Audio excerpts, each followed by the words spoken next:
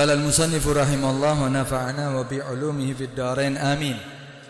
Wa auhallahu ila Isa alaihi salatu wassalam an qul li bani Israil la yadkhulu baitan min buyuti illa bi qulubin tahirah wa absarin khashi'ah wa abdanin nagiyah wa akhbirhum anni la astajibu lahum da'wah wa li ahadin minal khalqi qibalahum madlamah ila akhir ma qala radhiyallahu anhu wa ardhah. Allah Subhanahu wa taala mewahyukan kepada Nabi Isa alaihi salatu wassalam an qul li bani Israil, untuk memberi kabar, mengatakan kepada Bani Israel. Para anbiya itu dulu diutus oleh Allah Subhanahu wa taala kepada sebagian umat, enggak seluruhnya, seperti Nabi Isa diutus kepada Bani Israel, Nabi Musa. Tapi kalau Nabi kita Muhammad SAW diutus kepada semua manusia, semua makhluk. Karena itu Nabi Allah Subhanahu wa taala mewahyukan kepada Nabi Isa alaihi salatu wassalam untuk mengatakan apa? An qul li bani Israil, untuk mengatakan kepada Bani Israel, memberi kabar kepada Bani Israel, yaitu umatnya Nabi Isa alaihi salatu wassalam. Tapi ini tentunya juga untuk kita. La yadkhulu baitan min buyuti. Apa kabarnya untuk beri kabar kepada Bani Israel, yaitu janganlah mereka Bani Israel itu masuk rumah daripada rumahku, kata Allah Subhanahu wa taala, illa biqulubin tahirah, kecuali dengan hati yang bersih, hati yang suci, wa absarin khashi'ah, dan pandangan atau pikiran khasyiah yang khusyuk, wa abdanin nagiyah, dan membawa badan yang bersih, suci, wa akhbirhum, dan berilah kabar kepada mereka, yaitu Bani Israel, anni la astajibu, sesungguhnya aku tidak akan astajibu lahum da'wah, aku tidak akan mengabulkan bagi mereka doa, wali ahadin, sedangkan di antara salah satu minal khalqi, daripada makhluk, gibalahum madlamah, ada kezaliman yang mereka lakukan. Ini pertama menunjukkan bahwa Allah itu memiliki rumah di muka bumi. Karena itu sebagian hadis mengatakan inna buyutallahi fil ardi al-masajid. Allah itu punya rumah. Apa rumah Allah yang ada di muka bumi? Inna buyutallah, sesungguhnya rumahnya Allah, al-masajid, yaitu masjid-masjid. Wa inna haqqan 'ala Allah, dan sesungguhnya suatu keharusan, sesuatu yang wajib bagi Allah Subhanahu wa taala, wa inna haqqan 'alallahi ayyukrima manzarahu, yaitu memuliakan orang yang berziarah ke rumahnya Allah Subhanahu wa taala. Berarti Allah itu di muka bumi memiliki rumah. Rumahnya Allah yaitu masjid, dan sudah suatu keharusan bagi Allah Subhanahu wa taala ketika ada orang yang datang ke rumahnya Allah Subhanahu wa taala, Allah akan memuliakannya. Karena itu alhamdulillah kita sekarang berada di masjid Allah Subhanahu wa ta'ala. Dan ketahuilah, tempat yang paling dicintai oleh Allah, tempat yang paling afdal, tempat yang paling istimewa di muka bumi, yaitu masjid. Itu Allah, Nabi SAW bersabda, inna ahabbal bilad ilallahi masajiduha, ahabbul bilad ilallahi masajiduha, paling dicintainya tempat yang ada di muka bumi itu ya masjid-masjidnya Allah. Wa abghadul bilad, tapi sebaliknya tempat yang paling dibenci oleh Allah Subhanahu wa taala di muka bumi yaitu aswaquha, yaitu apa? pasar-pasarnya. Sejelek apapun masjid tetap paling dicintai oleh Allah.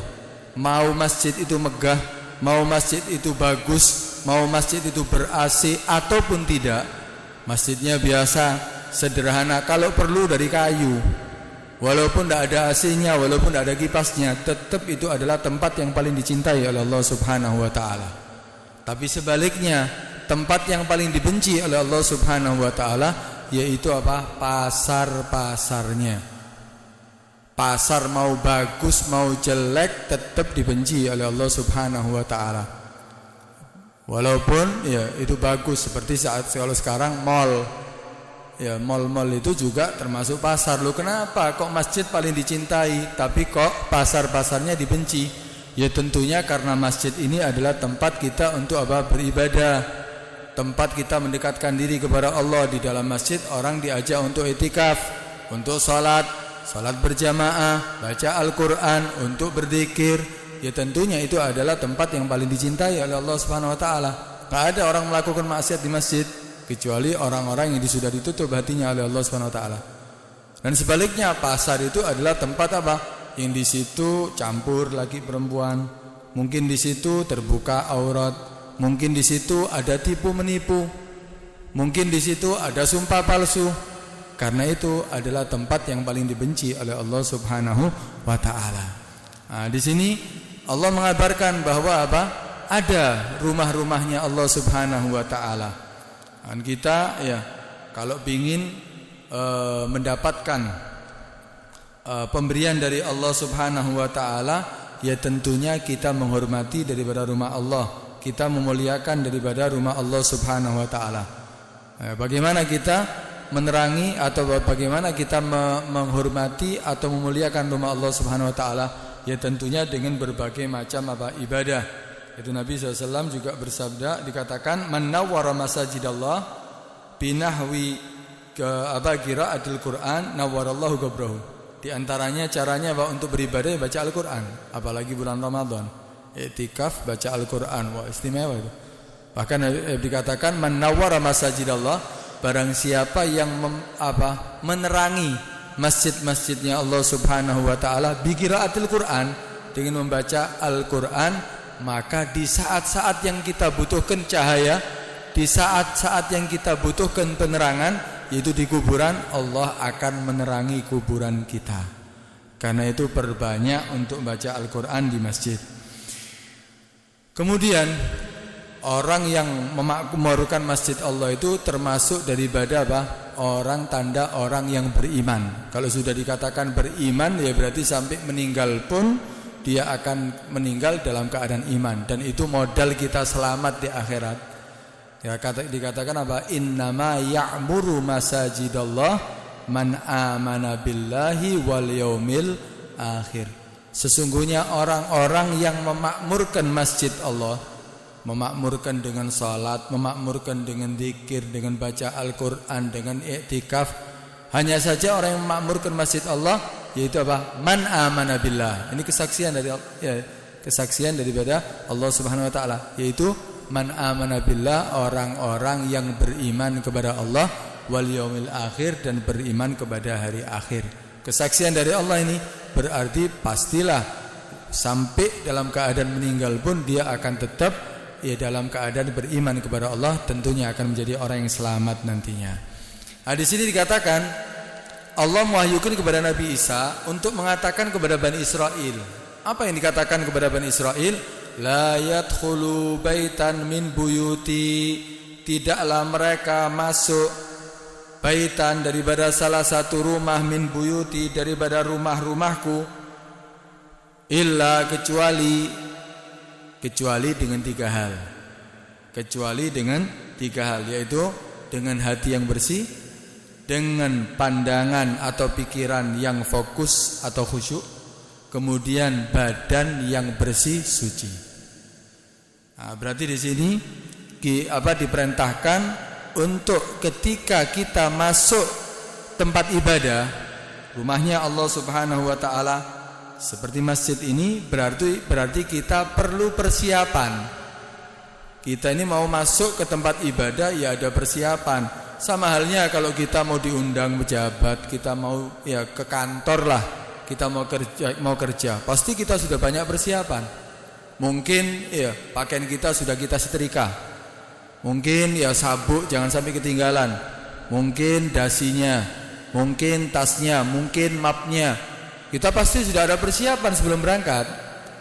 Kita juga sama, mau ke rumah Allah, mau ke tempat ibadah, kita juga harus ada persiapan.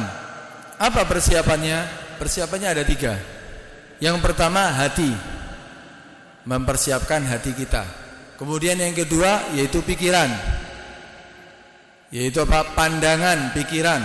Kemudian yang ketiga yaitu pakaian, badan dari segi zahir. Badan kita yaitu pakaian kita. Nah, kalau yang pertama kita harus mempersiapkan yaitu apa? Hati. Hati itu dipersiapkan dengan cara apa? Membersihkan daripada kotoran-kotoran hati. Kita mau masuk ke masjid Allah, bersihkan hati kita dulu. Jangan kita membawa hati yang kotor. Mau masuk masjid jangan sampai kita punya sifat apa? Sombong seandainya. Ya, kita bawa hati yang sombong ya percuma. Ya, salat itu ya, salat daripada orang yang sombong itu ya sia-sia. Kita masuk masjid, salat ternyata hati kita sombong, sia-sia. Sama juga halnya dengan kita hadir majelis seperti ini, mau masuk masjid ya kemudian menghadiri majelis tapi hati kita sombong, sia-sia. Semuanya akan menjadi sia-sia. Kenapa? Ya karena Allah itu tidak senang dengan orang-orang yang sombong. Innallaha la yuhibbul mustakbirin. Allah itu tidak senang, tidak cinta terhadap orang-orang yang sombong.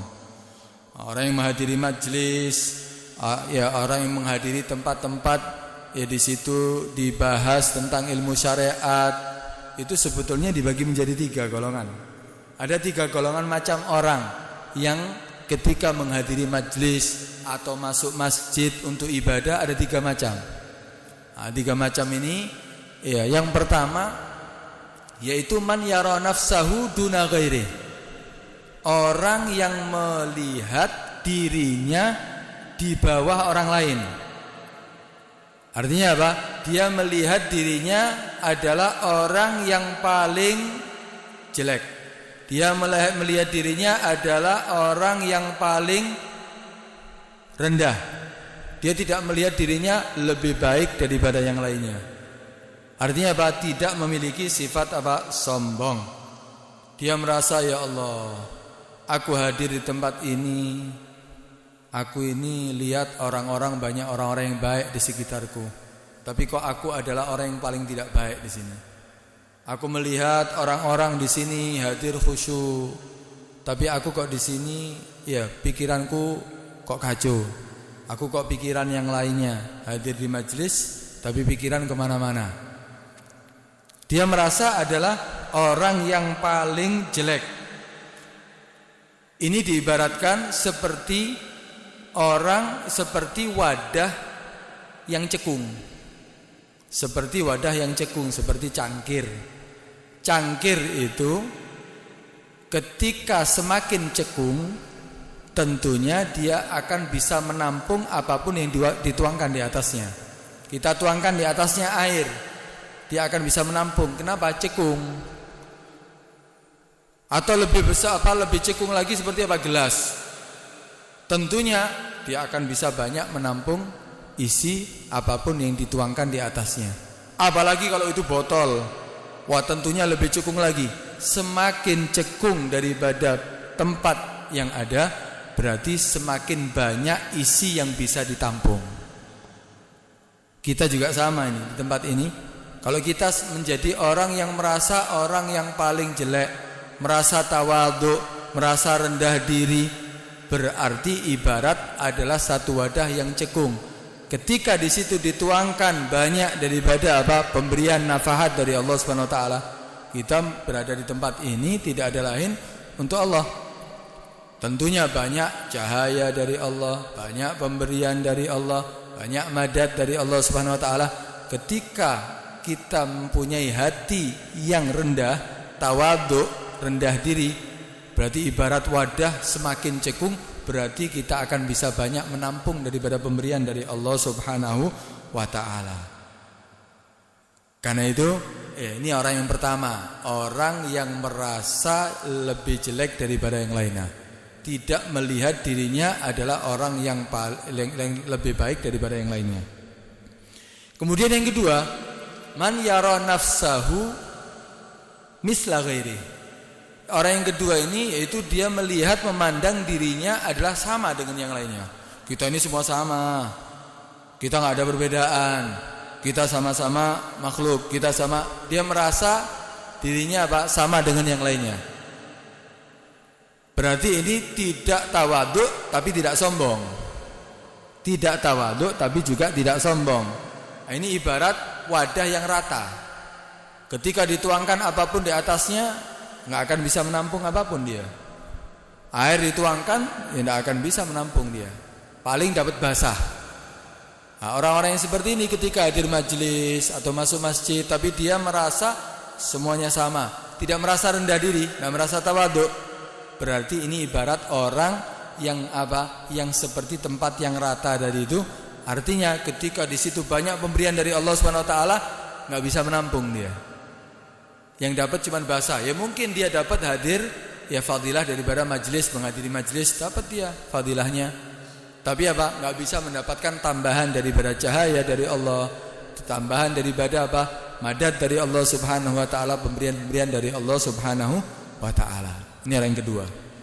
Orang yang ketiga, ini orang yang paling jelek. Yaitu siapa? Man yara nafsahu fawqa ghairihi. Yaitu orang yang memandang dirinya lebih baik daripada yang lainnya, di atas daripada orang yang lainnya. Ini adalah orang-orang yang sombong. Diibaratkan wadah yang cekung tapi terbalik, cangkir terbalik, gelas terbalik. Ketika dituangkan di atasnya ya tidak akan bisa menampung, malah tumpah semuanya. Malah sia-sia yang akan ada. Yang akan dia dapatkan apa? Sia-sia, enggak dapat madad dari Allah, enggak dapat cahaya dari Allah, malah dia semakin apa? Semakin jauh dari Allah Subhanahu wa taala. Kadang-kadang ya ketika hadir majelis atau masuk masjid tapi ada kesombongan. Kadang-kadang dibacakan hadis Nabi, malah dia main HP sendiri. Dibacakan hadis Nabi, malah sama dia dibuat hal-hal yang ya membahas hal-hal yang lainnya. Nah, ini adalah apa? Orang-orang yang ketiga, yaitu apa? Orang yang memandang dirinya apa? Lebih baik daripada yang lainnya. Nah, karena itu ya kalau hadir majelis ataupun kita ketemu orang yang soleh, jangan sampai bawa hati kecuali dengan penuh tawadhu, rendah diri, supaya apa? Supaya terisi nantinya keberkahan daripada orang soleh tadi, keberkahan daripada majelis, supaya terisi daripada apa? Ilmu, supaya terisi daripada nur cahaya dari Allah, madad pemberian dari Allah Subhanahu wa taala. Karena itu ya datang ke masjid itu jangan sampai merasa hebat daripada yang lainnya. Tawadhu, apalagi untuk Allah Subhanahu wa taala. Apalagi untuk Allah. Kita sholat itu adalah diperintahkan untuk tawadhu kan kepada Allah. Kita ini ketika sholat, ya di antara rukun sholat yaitu apa? Kita diperintahkan wajib sujud. Sujud itu menggunakan apa? Anggota yang paling mulia. Dan ini adalah satu penghambaan kita kepada Allah Subhanahu wa taala. Itu apa? Kepala yang paling mulia diperintahkan untuk meletakkan di tempat yang paling hina, yaitu apa? Di bumi, yang diinjek-injek sama manusia. Ini menunjukkan apa? Kita diperintahkan tawadhu. Loh kok masuk masjid ternyata sombong? Jadi bertentangan. Kita diperintahkan untuk sholat, melakukan tawadhu, rendah diri. Kita malah masuk ke masjid, kita hadir majelis, kita untuk sholat, ternyata apa? Kita sombong. Nah, ini bertentangan dengan apa yang diperintahkan oleh Allah Subhanahu wa taala. Karena itu ya kita ya dia harapkan untuk bisa masuk di dalam masjid yang pertama dengan persiapan membersihkan hati daripada kotoran hati. Karena itu di situ dikatakan apa? Kita diperintahkan ketika untuk Nabi Isa diperintahkan untuk mengatakan kepada Bani Israel tidak masuk daripada rumah Allah kecuali yang pertama Biqulubin tahirah, dengan hati yang bersih. Bersihkan daripada kotoran hati. Kemudian yang kedua, wa absarin khasyi'ah, dengan pandangan mata yang khusyuk, yang fokus. Apa artinya? Ya, masuk masjid itu ketika kita berangkat untuk masuk ke dalam masjid Allah, ke rumah Allah, jangan kita pandangan kita macam-macam. Jangan pandangan kita macam-macam. Ya. Kita sebelum berangkat ke masjid, kita melihat televisi, melihat acara, melihat berita. Akhirnya masuk masjid, bukan kita fokus kepada ibadah kita, bukan pandangan mata kita khusyuk. Akhirnya apa? Pikiran kita ternyata apa? Akhirnya pikiran kita kacau. Yang kita pikirkan apa yang kita lihat tadinya? Berita-berita, demo, ya berita yang lainnya. Apalagi sebelum berangkat melihat sesuatu yang maksiat, melihat perempuan, kelihatan perempuan cantik, akhirnya dia lihat, masuk ke masjid, takbir Allahu Akbar, yang dipikirkan apa? Ya perempuan tadi itu. Akhirnya ketika kita berangkat ke masjid untuk ibadah kepada Allah, ternyata kita apa? Tidak khusyuk, pandangan mata kita tidak fokus untuk ibadah. Ternyata kita apa? Ketika di tengah perjalanan kita melihat bangunan-bangunan yang mewah, kita melihat mobil-mobil yang bagus. Akhirnya apa? Masuk ke masjid nggak fokus, kepikiran tadi itu bangunannya. Apalagi ketika sholat takbir Allahu Akbar, ingatnya apa? Mobil, ingatnya apa? Bangunan, nggak fokus. Karena itu Al-Habib Abdullah bin Al-Haddad, ini yang kita baca kitabnya ini, itu ketika dia mau sholat, dia tidak mau sudah memberi kabar kepada murid-muridnya, kepada siapapun yang ingin berbicara dengan Al-Habib Abdul Haddad untuk mengadu atau yang lainnya, tidak diperbolehkan ketika dia turun dari rumahnya sampai ke tempat untuk menjadi imam, nggak boleh cegah di tengah jalannya. Nggak mau dia. Kenapa? Karena takutnya ketika turun dari rumahnya, karena rumahnya berdampingan dengan masjid. Jadi keluar dari rumahnya langsung ya menuju masjid. Ketika dia keluar dari rumahnya yang sampai ke tempat imam, nggak mau dicegat, nggak mau dicegah. Ya, sampai selesai sholat baru siapapun mau mengadu atau mau membicarakan sesuatu atau mau tanya setelahnya. Tapi ketika itu nggak mau. Kenapa? Takutnya nanti akhirnya ketika ada pertanyaan, walaupun urusan agama, ketika ada pertanyaan, kemudian ya setelah itu ya dia sholat, akhirnya apa? Kepikiran. Kepikiran akhirnya tidak fokus urusan sholatnya, tidak khusyuk dalam sholatnya. Sampai pernah terjadi ada seorang ulama, ya bangsanya Mbah Makhramah, Syekh Abdullah Mbah Makhramah, dan abahnya, ayahnya dan anaknya ini sama-sama ulama, tapi abahnya ya juga orang yang soleh. Saat ya sholat, yang diperintahkan untuk menjadi imam anaknya. Kemudian ketika sholat, anaknya fagih, dia takbir. Kemudian setelah selesai sholat, abahnya marah kepada anaknya. Apa kamu ini, sholat kamu seperti ini? Kamu tidak fokus, tidak khusyuk dalam sholat kamu. Bingung si anaknya ini, kenapa kok abahnya marah? Padahal sholatnya ya kalau sesuai dengan syarat-syarat zahirnya, rukun-rukunnya semuanya sudah dilakukan. Akhirnya apa? Anaknya tanya, kenapa wahai abah kok sampai marah? Aku tadi melihat kamu mulai dari kepala sampai kaki semuanya darah. Apa yang kamu pikirkan? Akhirnya kata anaknya, iya benar. Tadi sebelum aku sholat, aku bertemu dengan satu orang, ditanyai tentang hukum haid, tentang urusan haid, masalah darah haid. Akhirnya setelah dikasih pertanyaan, ketika aku sholat kepikiran pertanyaannya tadi itu. Urusan apa? Urusan syariat sebetulnya, tapi dalam sholat itu akan mempengaruhi daripada urusan sholatnya. Karena itu abahnya marah. Karena itu ketika mau sholat, supaya kita menjadi orang yang khusyuk dalam sholat kita, ya usahakan menghilangkan daripada segala yang bisa mempengaruhi daripada kekhusyukan kita di dalam sholat. Nah, ini diantaranya yang kedua, berarti diperintahkan ketika masuk masjid untuk ibadah tentunya, yaitu wa absar khasyi'ah, yaitu membawa pikiran, ya pandangan khusyuk. Ya, kita juga sama dalam hal apapun ya, bukan dalam urusan salat tok, baca Al-Qur'an, hadir majelis juga sama. Ketika kita mau menghadiri majelis, ya jangan sampai pikiran kita kemana-mana. Ya pikiran kita tetap fokus kepada apa? Kepada apa yang dibahas. Baik. Dan itu sebelum kita masuk masjid berarti yang pertama apa? Persiapkan dengan hati yang bersih, kemudian pikiran yang khusyuk, yang fokus. Ya baru kita melakukan apa? Salat. Jangan kalah sama orang yang main catur ya. Kadang-kadang orang main catur itu wah fokus dia. Fokus untuk menjalankan daripada apa? Catur ini. Ya. Ketika mau menjalankan satu persatu fokus. Pernah kan melihat perlombaan orang main catur berjam-jam. Taruh kopi, kemudian mikir. Setengah jam kadang-kadang baru menjalankan satu. Fokus dia. Kadang-kadang ada orang salam, orang masuk, Waalaikumsalam. Tak tahu siapa yang masuk, ya. Tak direken. Kenapa? Fokus dengan caturnya, jangan sampai menjalankan sedikit pun daripada yang dia lakukan, yang dia jalankan keliru. Kita juga sama harusnya ketika majelis ya, usahakan fokus khusyuk di dalam apa? Melakukan ibadah. Nabi sampai pernah melihat ada orang yang sholat sambil memegang jenggotnya. Salat ambil nyekel-nyekel jenggote. Kata Nabi SAW, "Lau khasya'at hadhihi la khasya'at jawarihu." Seandainya orang ini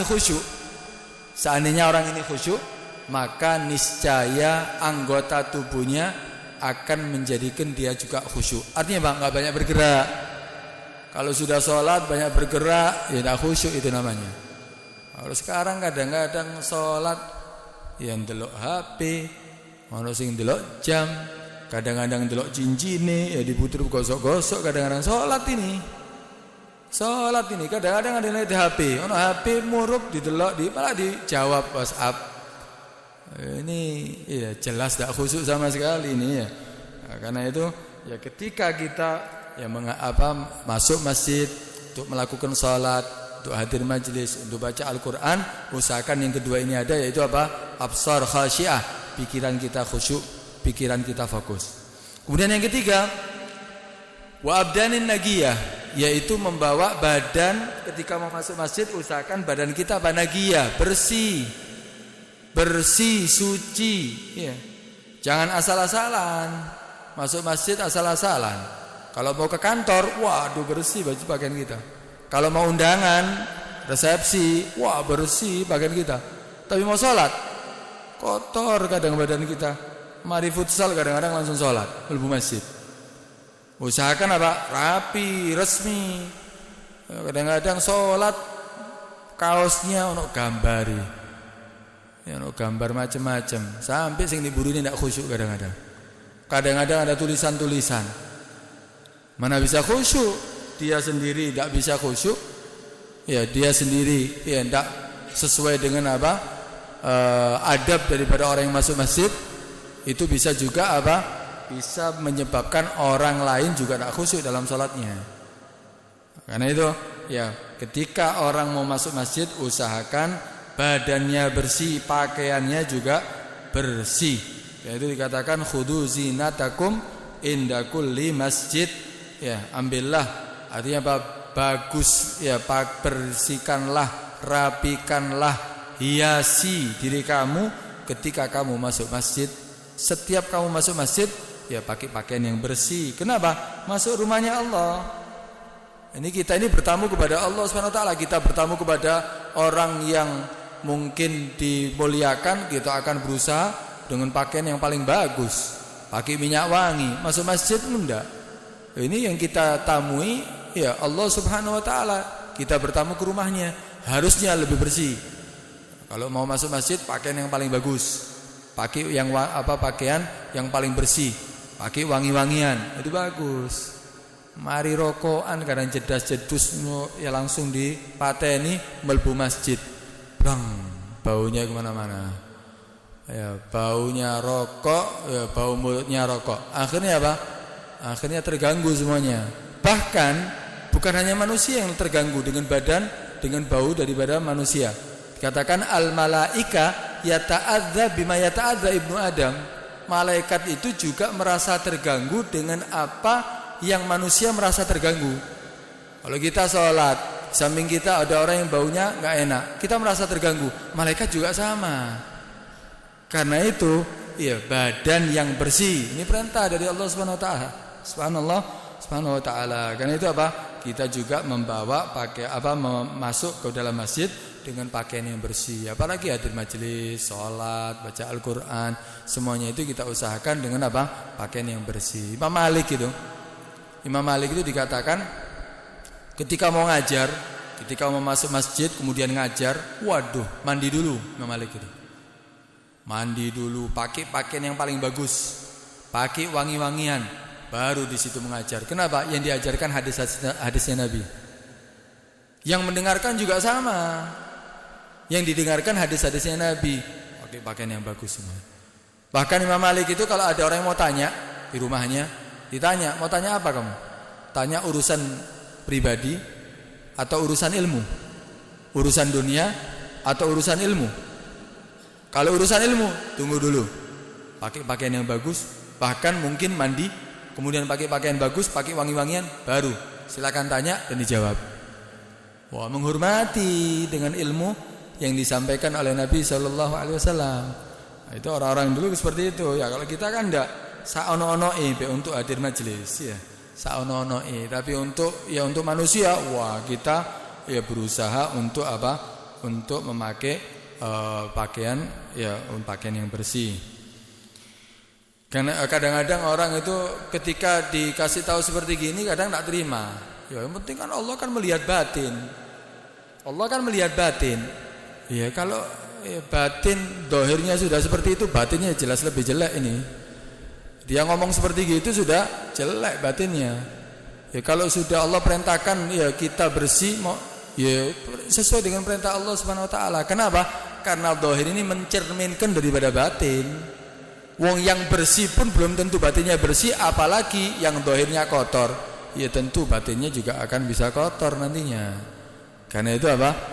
Kalau kita bisa melakukan 3 hal ini sesuai dengan perintah Allah. Kalau mau masuk masjid, persiapkan diri kamu. Pertama, hati bersihkan daripada kotoran hati. Kedua, pikiran fokus untuk ibadah. Jangan pikiran yang lainnya. Kemudian yang ketiga, pakaian dan badan kamu bersih.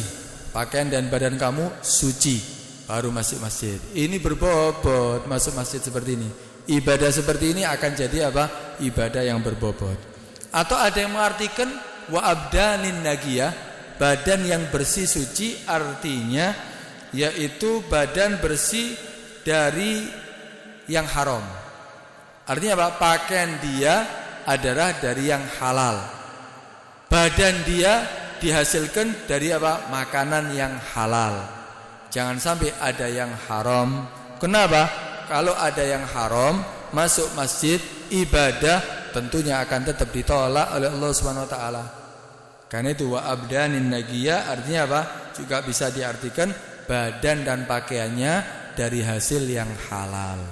Ya, kalau ada orang pakai pakaian, ini beli pakaian ini, baju takwa ini 10 seandainya beli pakaiannya 50.000, 45.000-nya halal, 5.000-nya haram.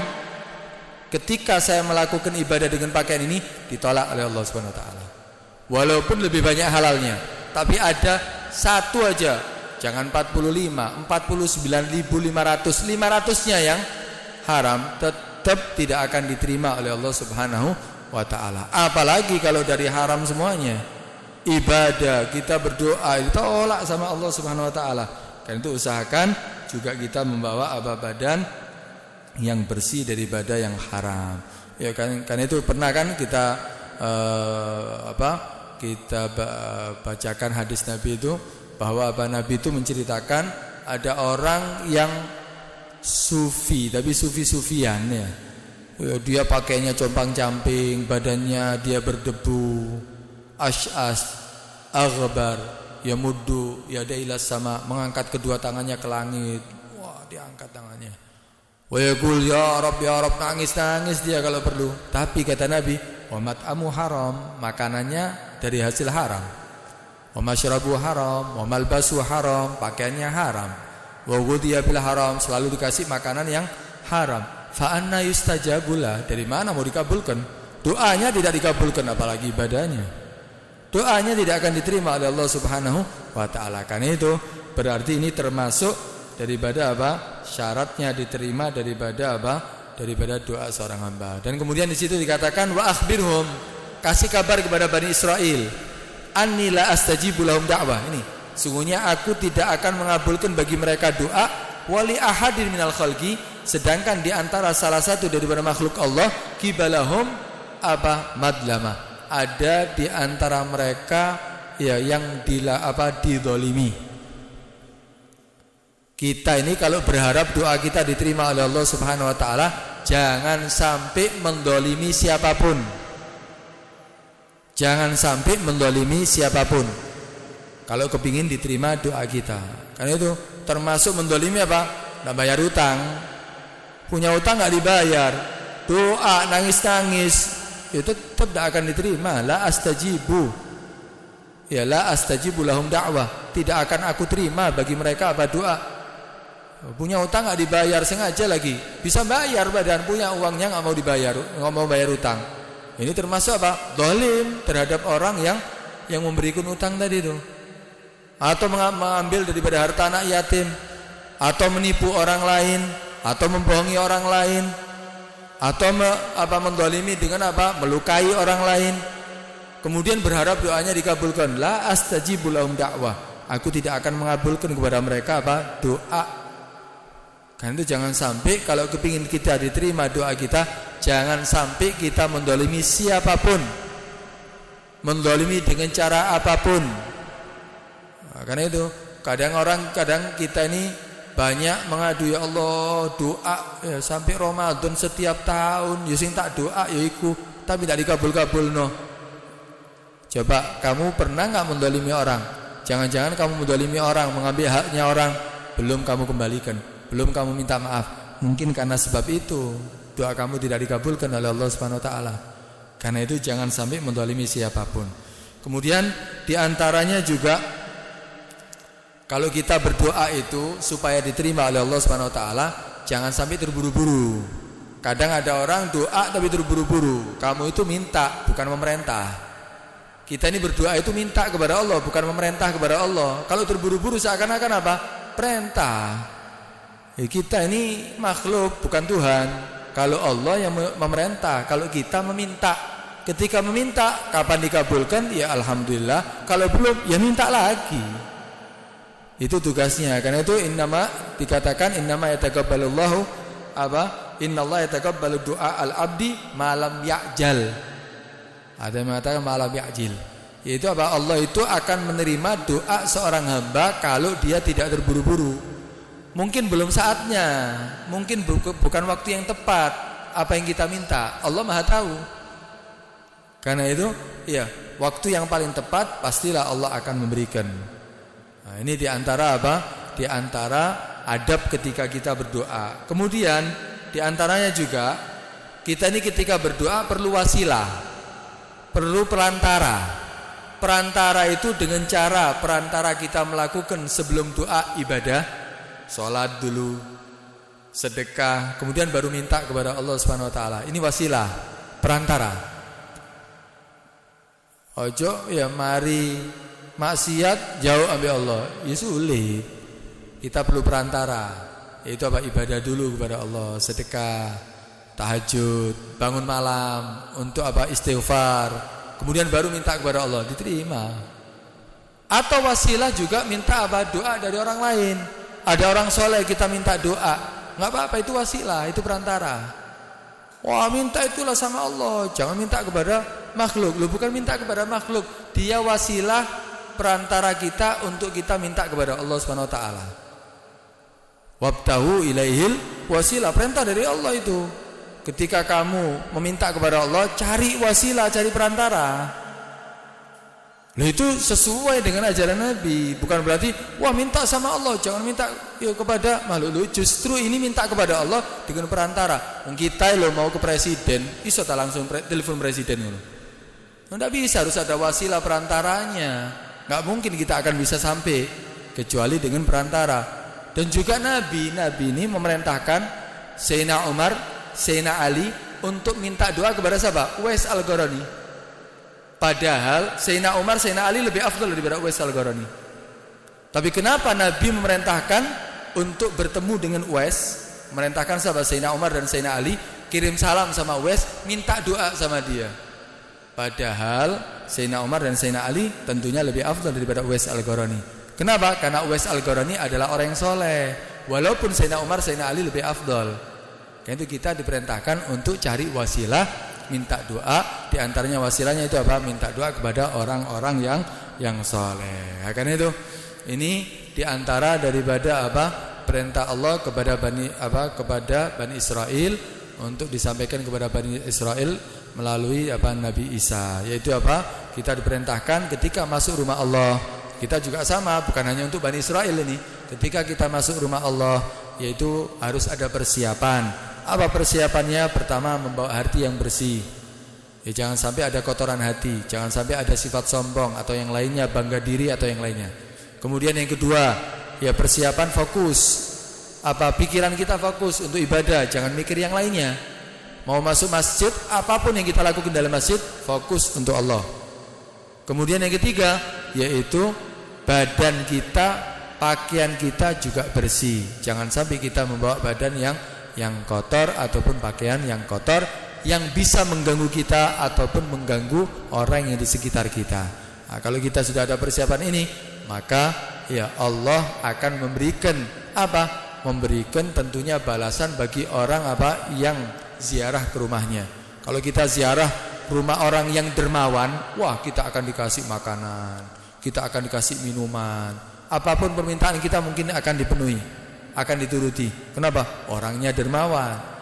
Ya, yang paling dermawan ya ya Tuhan kita Allah Subhanahu wa taala. Ketika kita bertamu kepada Allah, jangan khawatir, apapun akan dikasih. Surga dikasih kok. Surga dikasih, apalagi yang lainnya, urusan dunia dikasih semuanya. Yang penting kita juga sudah melakukan adab-adab ketika masuk rumah Allah Subhanahu wa taala. Mudah-mudahan ya Allah Subhanahu wa taala memberikan kepada kita ya ilmu yang bermanfaat yang bisa kita jalankan sesuai dengan apa yang kita dengarkan. Wallahu a'lam.